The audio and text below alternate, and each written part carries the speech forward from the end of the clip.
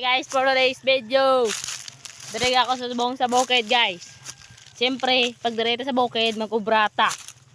Kaya balaan mo kung ano naman ang kinabuhi direct sa bukid. So, ayun. Punta ako dito. Kasi, magtrabaho na naman ako. Kasi, kung hindi ako magtrabaho, wala akong pera. Wala akong allowance. Pagdating ng Lunes. Alam mo na yun.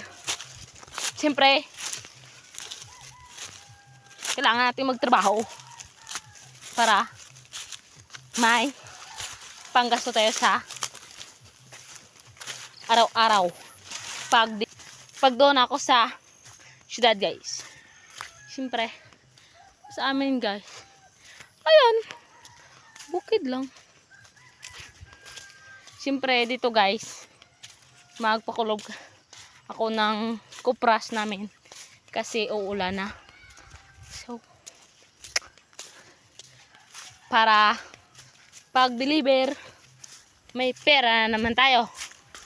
Kaya siyempre ito na ako guys sa kupras namin.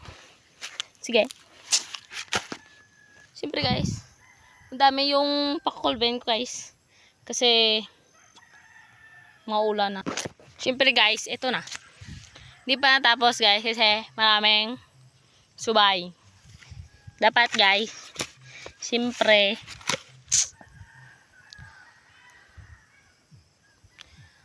Sabado at Linggo ako dito. Kaya kailangan ako magtulong sa aking magulang. Magtrabaho. Kasi minsan na naman ako dito. So guys, natapos ko na dito. At meron pa doon. Siyempre, magchika-chika muna ako guys. So, dito nga pala sa bukid. Ganito yung trabaho namin. Is magtanim kami ng mais. Then palay. Siyempre guys, tanim rin kami ng palay para may makain rin kami, para may aanihin. Yes, namin nga, pag may tinanim may aanihin. So, diba na, next dito na.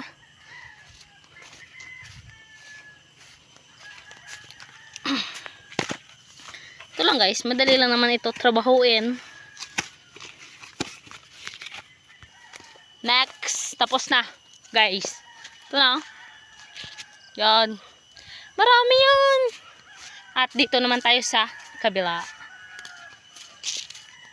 Siyempre, lakad muna tayo. Ito kasi sa amin guys, marami kaming lobby. Yan. Dito. Tsaka mga prutas, durian. Doon. Yan. Marami sa aming prutas guys. Durian, avocado, so mangga. Dami guys.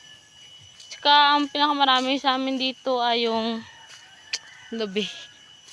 Kasi ano lubi guys, kapag maabot na siya ng 6 na buwan, kinukupras na namin. Ewan, tawag sa Tagalog niya. Basta ayun. Pero minsan hindi naman siya umabot ng 6 na buwan. Wala kaming pera. So guys, yan lang. Dito guys, tayo magpa-club.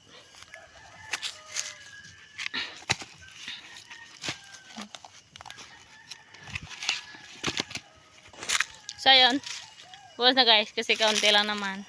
So dito na nagtatapos